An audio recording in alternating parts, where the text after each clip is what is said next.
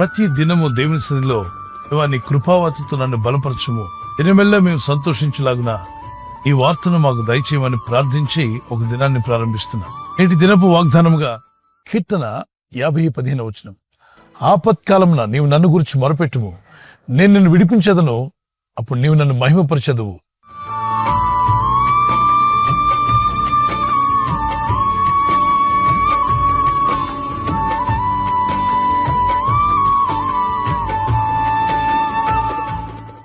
ఇక్కడ ఒకే వాగ్దానంలో 3 విషయాలున్నాయి. ఆపద వచ్చినప్పుడు నాకు మొరపెట్టు, నేను నిన్ను విడిపిస్తాను. మనం మొరపెట్టినప్పుడు దేవుడు విడిపిస్తా అన్నాడు. అప్పుడు నీవు నన్ను మహిమపరచదు అన్నాడు. అంటే విడుదల పొందిన ప్రతి వ్యక్తి కూడా దేవుని స్తుతించి ఆయనకి సాక్ష్యం ఇచ్చేవారుగా ఉండి ఆయన గణపరిచేవారుగా ఉంటారు. మీ జీవితాల్లో కూడా దేవుని గణపరిచేవారుగా, దేవుని మహిమపరిచేవారుగా, దేవుని నామాన్ని హెచ్చించేవారుగా మీరుండాలి. మీరు విడుదల పొందాలి. మీ జీవితాలకు ఆశీర్వాదం రావాలంటే దేవుని చిత్తం. ఆపదొచ్చినప్పుడు ఇక నా వల్ల కాదు, నేను ఇంకేమి చేయలేను అని కృంగిపోవద్దు. లే, మోకరించి దేవుని సన్నిధిలో ప్రార్థన చేయి, దేవుని దగ్గర మొరపెట్టు. ఆపత్కాలంన నీకు మొరపెట్టినప్పుడు నన్ను విడిపిస్తాను వాగ్దానం చేశావు. ఐదుగు ఆపద వచ్చింది. ఈ ఆపదలను మేము బయటపడలాగునా నీకు మొరపెట్టమన్నా మొరపెడుతున్నాం తండ్రి, ప్రార్థిస్తున్నాం. నీ యందు విశ్వాసం ఉంచి మొరపెడుతున్నాం. అడుగు ప్రతివానికి ఇస్తా అన్నావు, వాగ్దానం చేశావు. మత్తయి సువార్త 7:8 అడుగుడే మీకు ఇవ్వబడును, వెదకుడే మీకు దొరుకును, తట్టుడే మీకు తెరవబడును, అడుగు ప్రతి వాడు పొందుకుంటాడు అన్నాడు. కాబట్టి అడుగుట, మొరపెట్టుట, ప్రార్థించుట ఇది మనకు అయ్యే పని. మనం చేయలేని పని కాదు, మనం చేయగలిగిన పని. ఆపద వచ్చినప్పుడు ప్రతి ఒక్కరు కలవరపడతారు. అపాయములో ఉపాయం నేర్పువాడు దేవుడే. యెహోషాపాతు రాజు తన జీవితంలో వచ్చిన ప్రతి ఆపదలో కూడా అతను ప్రార్థించినట్టుగా మనం చూస్తున్నాం. దేవుని సన్నిధిలో మొరపెట్టాడు. రాజు అయి ఉండి ఓ రాజ్యాన్ని ఏలుతున్నవాడు దేవుని ముందు మోకరించి, అయ్యా మేము గొప్ప ఆపదలో ఉన్నాం, ఎటు తోచని పరిస్థితుల్లో ఉన్నాం, మాకు ఆలోచన దయచేయి, మంచి జ్ఞానం ఇవ్వు, మాకు ధైర్యం ఇవ్వు, మేము జయించుటకు శక్తిని మాకు దయచేయమని ప్రార్థించాడు.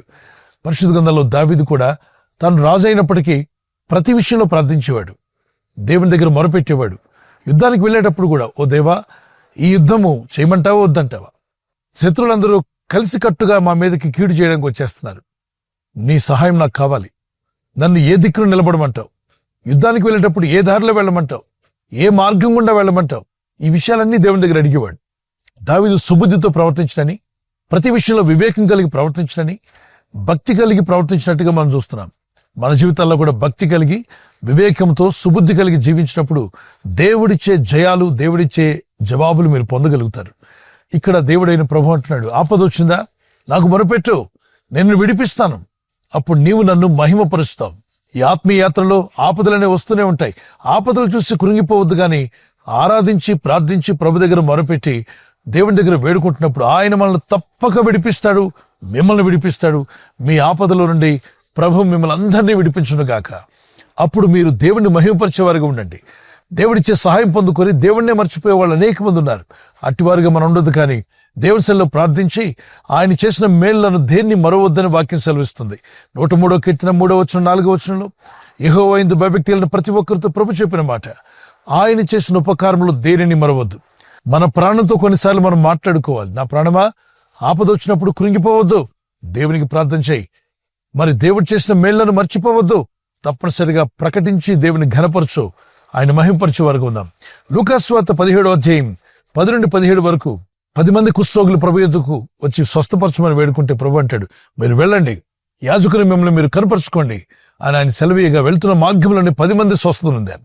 స్వస్థపడిన వెంటనే ఒకడు తనకు స్వస్థత జరగడం చూసి, తనకున్న కుష్ఠరోగం తొలగిపోవడం చూసి, ఆ భయంకరమైన రోగం తను వదిలిపోయిందని తెలుసుకుని పరుగున తిరిగి వచ్చి ప్రభు పాదాల మీద పడి కన్నీళ్లు కార్చి దేవుని స్తుతించి మహిమపరిచి ఆయన గనపరిచినట్టుగా లేఖనాల్లో రాయబడింది. నేడు దేవుని యొద్ద మొరపెడుతున్న ప్రతి ఒక్కరి జీవితంలో కూడా మేలు చేయగల శక్తిమంతుడైన దేవుడు.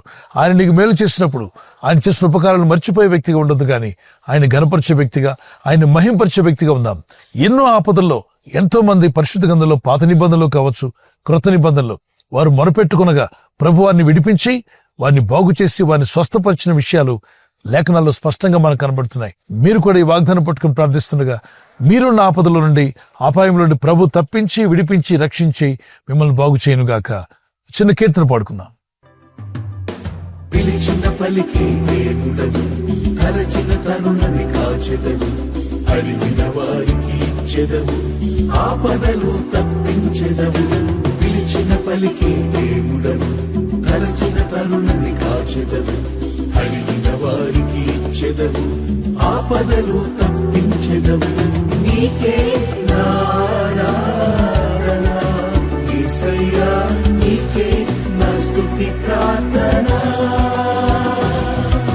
నీకే నారాధన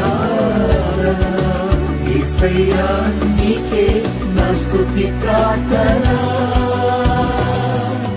పిలిచిన పలికి దేవుడవు, తలచిన తరుణుని కాచెదవు. అడిగిన వారికి ఇచ్చెదవు, ఆపదలు తప్పించెదవు. నిజమే, ప్రభు మాట తప్పనివాడు, ఆయన మాట ఇచ్చి నెరవేర్చువాడు. 146 కీర్తన 6 వచనంలో ఆయన మాట ఇచ్చి నెరవేర్చువాడు. ఆయన మాట ఇచ్చాడు. ఆపత్కాలం నువ్వు నాకు మొరపెట్టుము, నేను నిన్ను విడిపిస్తాను, అప్పుడు నీవు నన్ను మహిమపరచుదు అన్నాడు. ఆయన విడిపించే దేవుడు. ఆపదలు లేవు, మంచిగా ఉన్నామా? ప్రార్థించు, రాబోయే శోధనల నుండి తప్పించమని. ఒకవేళ ఆపదలో ఎదుర్కొంటున్నావు, ఇబ్బందుల్లో ఉన్నావు, మొరపెట్టి ప్రార్థన చేయి. దేవుని దగ్గర కన్నీళ్లు కార్చి ప్రార్థించు, లేదా కుటుంబంతో కలిసి ఫాస్టింగ్ ఉండి ప్రార్థన చేసి దేవునికి అప్పగించుకోండి. అయ్యా, ఈ సమస్యల నుండి, ఈ ఆపదల నుండి, ఈ శోధనల నుండి బయటపట్టు కృపనిమ్మని అడగండి. ఖచ్చితంగా ప్రభు మిమ్మల్ని, మీ కుటుంబాలను మీ ఆపదల నుండి తప్పించి విడిపించి ఆయనను మీరు మహిమపరిచే విధంగా నూతన గొప్ప కార్యములు ప్రభు మీ పట్ల జరిగించునుగాక. ఆమేన్. ప్రార్థన చేసుకుందాం. ప్రియ పరిశుద్ధమైన మా తండ్రి, నీ యందు విశ్వాసం ఉంచి ప్రార్థిస్తుండగా నీ ప్రజలకు శక్తిని, బలమును, కృపనిచ్చేవాడు నీవే. అవును ప్రభా, నువ్వు మాట ఇచ్చి నెరవేర్చేవాడు. వాగ్దానం చేశావు, ఆపత్కాలమును నీకు మొరపెట్టినప్పుడు మమ్మల్ని విడిపిస్తానన్నావు. అప్పుడు మేము మిమ్మల్ని మహిమపరిచే విధంగా, నిన్ను ఘనపరిచే విధంగా మమ్మల్ని నీ సాక్షులుగా నిలబెట్టుకుంటా అన్నావు. నిలబెట్టి, నడిపించి, స్థిరపరిచి నీ రాకడకు మమ్మలను సిద్ధపరచండి. నీ ప్రజలందరి జీవితాల్లో ఈ వాక్యం విని ప్రార్థిస్తున్న వారి జీవితంలో ఏ ఆపదలో ఉన్నా, ఏ అపాయంలో ఉన్నా, అనారోగ్య బలహీనతలైన, మరి శత్రువుల వలన ఇబ్బందులు కలుగుతున్న వీరందరికీ విడుదల వచ్చునుగాక. ఈ రోజు ప్రార్థించి ప్రయత్నించబోతున్న శంకుస్థాపన అయిన, గృహప్రవేశమైన, ఒక బిజినెస్ ప్రారంభిస్తున్నా, ఉద్యోగ ప్రారంభానికి వెళ్తున్నా, ఒక మంచి కార్యక్రమాన్ని ప్రారంభిస్తుండగా, నేను వారి బిడ్డల వివాహం కొరకు ప్రయత్నాలు చేస్తుండగా, వారు చేస్తున్న ప్రయత్నాలు ఫలించలాగున మీ దూతలకు ఆజ్ఞాపించండి. ఎవరైనా హాస్పిటల్లో ఉన్నా, ఐసీయూలో ఉన్నా, ప్రభు ఎవరైతే సీరియస్ కండిషన్ లో ఉండి బాధపడుతున్నారో వారికి యేసు నామములో స్వస్థతను అనుగ్రహించండి. కృంగిపోయిన వారిని లేవనెత్తండి. మీ గాయపడిన హస్తమును చాపి వారికి ఉన్న సకల రోగాల నుండి విడుదల ఇచ్చేయి. వారిని లేపి నడిపించడాన్ని సాక్షులుగా నిలబెట్టుకోండి. ఈ ఉదయకాలం ప్రతి రోగి యేసు నామములో స్వస్థత నొందునుగాక.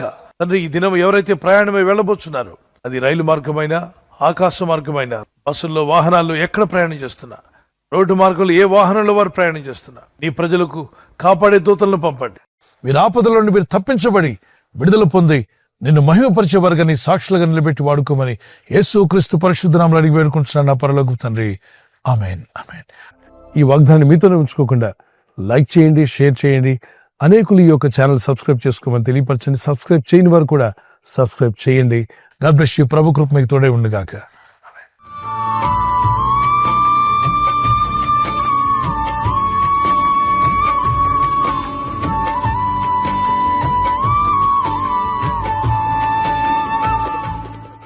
ఈ దినం జన్మదినం జరుపుకునే వారికి ఒక వాగ్దానాన్ని ఇస్తున్నాను. Yes, God can have wonderful things for you. Happy birthday to you. Many more returns of the day. May the Lord continue to bless you. Exodus chapter 33 verse 14 is your promise. My presence will go with you. నా సన్నిధి నీకు తోడుగా వచ్చును. ఆమేన్ చెప్పండి. ఈ నూతన దినమున, నూతన సంవత్సరం దయాకిరీటం దేవుడు ధరింపు చేసి ఉండగా మీరు ఏమాత్రము నిర్లక్ష్యం లేకుండా ఆత్మీయతలు ఎదుగుటకు, ప్రార్థించుటకు, వాక్య ధ్యానమందుంటకు దేవుడు మీకు సాయం చేయనుగా. చిన్న బిడ్డలైతే, పసిపిల్లలైతే, మరి 1వ సంవత్సరంలో ప్రవేశిస్తున్న వారు, 2వ సంవత్సరంలో ప్రవేశిస్తున్న పిల్లలను ప్రభు మెండుగా దీవించి వయసులో, జ్ఞానంలో, దేవుని దయలో, మనుషుల దయలో ఎదిగి వర్ధిల్లుదురుగాక.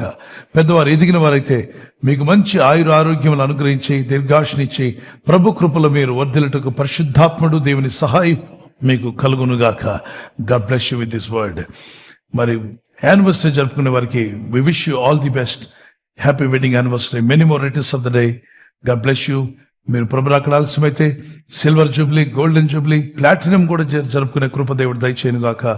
The promise of God for you, Isaiah chapter 43 verse 4. You are precious and honored in my sight, and because I love you. నీవు నా దృష్టికి ప్రియుడవైనందున గనుడవైతివి, నేను నిన్ను ప్రేమిస్తున్నాను. యెషయా గ్రంథం 43:4. మీరు దేవునికి ప్రియులుగా ఉండండి, భార్య భర్తలు ఇద్దరు. ఇద్దరు గొడవలు ఆడుకుంటూ ఉంటే దేవునికి ఎలా ప్రియులుగా ఉంటారు? మీ ఇద్దరు కీచులు ఆడుకుంటూ ఉంటే సాతానికి ప్రియులుగా ఉంటారు. మీరిద్దరు సమాధానంగా ఉంటే దేవునికి ప్రియులుగా ఉంటారు. దయచేసి ఎవరో ఒకరు తగ్గించుకోవాలి. భర్త గొడవ పెట్టే వ్యక్తి అయితే ఆయన మారాలి. భార్య గొడవ పెట్టే స్త్రీ అయితే మారాలి. ఇద్దరు ప్రేమానురాగం కలిగి ఉండాలి.